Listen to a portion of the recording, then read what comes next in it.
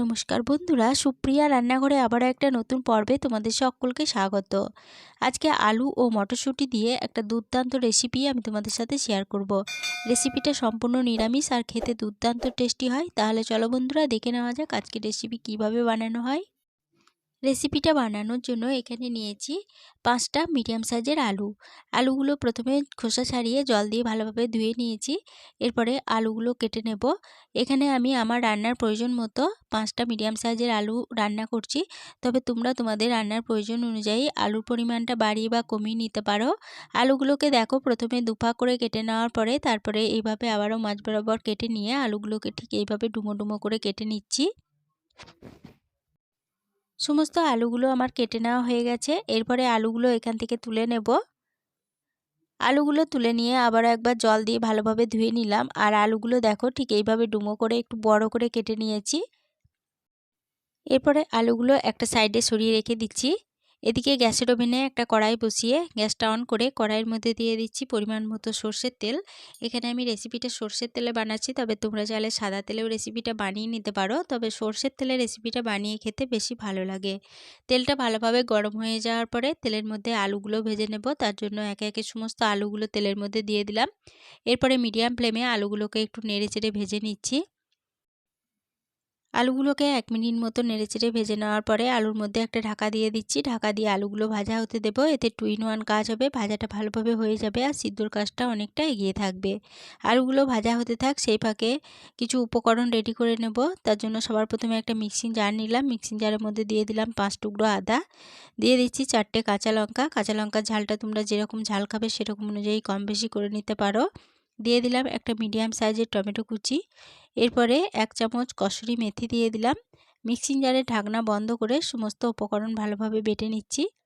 সমস্ত উপকরণ ভালোভাবে বেটে নেওয়া হয়ে গেছে। এরপরে বেটে নেওয়া মিশ্রণ একটা বাটির মধ্যে ঢেলে একটা সাইডে সরিয়ে রেখে দিচ্ছি। এদিকে দেখো 500 গ্রাম মটরশুঁটি আমি আগে থেকে ছাড়িয়ে রেখে দিয়েছিলাম। মটরশুঁটিগুলো জল দিয়ে ধুয়ে নিয়েছি। এরপরে মটরশুঁটিগুলো আমি একটা সাইডে সরিয়ে রাখছি। আর এদিকে যে মিক্সিং জারের মধ্যে আমি মশলাটা বেটে নিয়েছিলাম সেই মিক্সিং জারটা নিয়ে নিলাম। সেই মিক্সিং জারের মধ্যে যে মটরশুঁটিগুলো ছাড়িয়ে রেখেছিলাম সেই মটরশুঁটি থেকে অর্ধেকটা মটরশুঁটি আমি মিক্সিং জারের মধ্যে দিয়ে জাস্ট একবার মিক্সিং জারটা ঘুরিয়ে নিলাম। মটরশুঁটিগুলো কিন্তু একদম মিহি করে বেটে নিলে চলবে না। মিক্সিং জারের মধ্যে দিয়ে জাস্ট একবার মিক্সিং জারটা ঘুরিয়ে নিতে হবে। মটরশুঁটিগুলো এবার একটা সাইডে সরিয়ে রেখে দিচ্ছি। এদিকে ঢাকা দিয়ে মিডিয়াম ফ্লেমে আলুগুলো 4 মিনিট ভাজা হতে দিয়েছিলাম। 4 মিনিট পর ফিরে এসে ঢাকা খুলে নিলাম। আলুগুলো দেখো বেশ লালচে করে ভাজা হয়ে গেছে। আর এই ঢাকা দিয়ে ভাজা হওয়ার জন্য আলুগুলো প্রায় 70% মতো সিদ্ধ হয়ে গেছে। দেখাচ্ছি দেখো।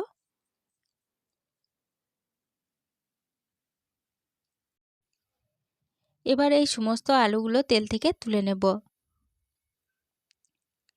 আলুগুলো তেল থেকে তুলে নেওয়ার পরে ওই আলু ভাজার তেলে ফোড়নের জন্য দিয়ে দিচ্ছি 2টো লবঙ্গ, একটা দারচিনির টুকরো, একটা এলাচ, একটা তেজপাতাকে ছিঁড়ে দিয়ে দিচ্ছি আর দিচ্ছি সামান্য গোটা জিরে। ফোড়নগুলো দিয়ে দেওয়ার পরে দিয়ে দিচ্ছি 1 চুটকি মতো হিং। এখানে হিংটা কিন্তু একদমই অপশনাল। আমি নিরামিষ রান্না করছি বলে হিংটা ব্যবহার করলাম। তবে তোমরা যদি হিংটা না দিতে চাও তাহলে পরে হিংটা বাদ দিয়ে দিতে পারো। ফোড়নগুলো ভালোভাবে ভেজে নেওয়ার পর ফোড়ন থেকে যখন সুন্দর গন্ধ বেরোতে শুরু করেছে তখন গ্যাসের ফ্লেমটা একদম লোতে করে দিয়ে তেলের মধ্যে দিয়ে দিলাম 1 টেবিল চামচ বেসন। এবার লো ফ্লেমে বেসনটাকে একটু নেড়ে ভেজে নেওয়ার পরে যে মশলার পেস্টটা বানিয়ে রেখেছিলাম সেই মশলার পেস্টটা দিয়ে দিলাম। এবার গ্যাসের ফ্লেমটা মিডিয়ামে রেখে মশলার পেস্টটাকে একটু নেড়ে চেড়ে কষিয়ে নিচ্ছি। মিডিয়াম ফ্লেমে সমস্ত উপকরণ 2 মিনিট মতো নেড়ে কষিয়ে নেওয়ার পরে আদা থেকে যখন কাঁচা গন্ধটা চলে গেছে তখন গ্যাসের ফ্লেমটা একদম লোতে করে দিলাম। লোতে করে দেওয়ার পরে দিয়ে দিলাম 1/2 চা চামচ জিরে গুঁড়ো, দিয়ে দিচ্ছি 1/2 চা চামচ ধনে গুঁড়ো, কালারের জন্য দিচ্ছি 1/2 চা চামচ কাশ্মীরি লঙ্কা গুঁড়ো আর দিয়ে দিচ্ছি 1/2 চা চামচ হলুদ গুঁড়ো। এবার মিক্সিং জারটা ধুয়ে সামান্য একটু জল দিয়ে দিচ্ছি। এবার গ্যাসের ফ্লেমটা লো টু মিডিয়ামে রেখে সমস্ত মশলা ভালোভাবে নেড়েচেড়ে কষিয়ে নেব। এখানে কাশ্মীরি লঙ্কা গুঁড়োটা আমি শুধুমাত্র কালারের জন্য ব্যবহার করেছি। তবে তোমরা যদি কাশ্মীরি লঙ্কা গুঁড়ো না দিতে চাও তাহলে পরে কাশ্মীরি লঙ্কা গুঁড়োটা বাদ দিয়ে দিতে পারো। কাশ্মীরি লঙ্কা গুঁড়ো দেওয়া না দেওয়ার জন্য তরকারির স্বাদের কোনো পার্থক্য হয় না।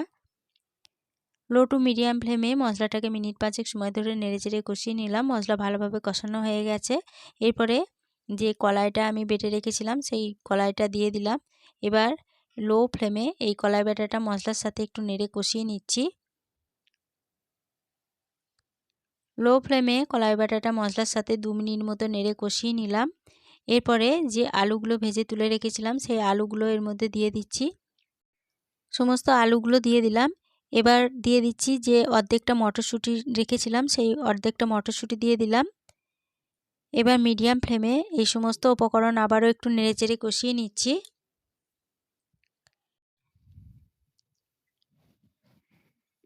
মিডিয়াম ফ্লেমে সমস্ত উপকরণ আবারও 1 মিনিট মতো নেড়ে কষিয়ে নিলাম। এরপরে দিয়ে দেব পরিমাণ মতো জল। এরপরে দিয়ে দিচ্ছি স্বাদ মতো লবণ। আর দিয়ে দেব 1 চা চামচ চিনি। এখানে যেহেতু নিরামিষ রান্না হচ্ছে, নিরামিষ রান্না কিন্তু একটু মিষ্টি মিষ্টি ভালো লাগে বলে আমি 1 চা চামচ চিনি দিলাম। তবে মিষ্টির পরিমাণটা তোমরা যে যেমন খেতে চাও সেরকম অনুযায়ী চিনির পরিমাণটা কম বেশি করে নিতে পারো। জলের সাথে সমস্ত উপকরণ ভালোভাবে নেড়ে মিশিয়ে নিলাম। এরপরে একটা ঢাকা দিয়ে দেব। ঢাকা দিয়ে মিডিয়াম ফ্লেমে তরকারিটাকে বেশ কিছুক্ষণ সময় ধরে রান্না করে নেব। ঢাকা দিয়ে মিডিয়াম ফ্লেমে 5 মিনিট রান্না হতে দিয়েছিলাম। 5 মিনিট পর ফিরে এসে ঢাকা খুলে নিলাম। ঢাকাটা খুলে নেওয়ার পরে তরকারিটাকে আবারও একবার নেড়েচেড়ে নিচ্ছি। এবার এই তরকারির আলুগুলো ভালো মতো সিদ্ধ হয়েছে কিনা এবার একটু চেক করে নেব। তরকারির আলুগুলো দেখো খুব ভালোভাবে সিদ্ধ হয়ে গেছে। এরপরে কিছুটা ধনেপাতা কুচি দিয়ে দিচ্ছি, সামান্য গরম মশলার গুঁড়ো দিচ্ছি আর দিয়ে দিচ্ছি 1/2 চা চামচ ঘি। সমস্ত উপকরণ তরকারির সাথে ভালোভাবে নেড়েচেড়ে মিশিয়ে নিয়ে গ্যাসের ফ্লেমটা বন্ধ করে দিয়ে তরকারিটা ঢাকা দিয়ে আরও 5 মিনিটের জন্য স্ট্যান্ডিং টাইমে রেখে দিয়েছিলাম। 5 মিনিট পর ফিরে এসে ঢাকা খুলে নিলাম। মটর আলুর তরকারি পরিবেশনের জন্য একদম রেডি হয়ে গেছে। আজকের রেসিপিটা প্রথম থেকে শেষ অবধি দেখার জন্য তোমাদেরকে অসংখ্য ধন্যবাদ।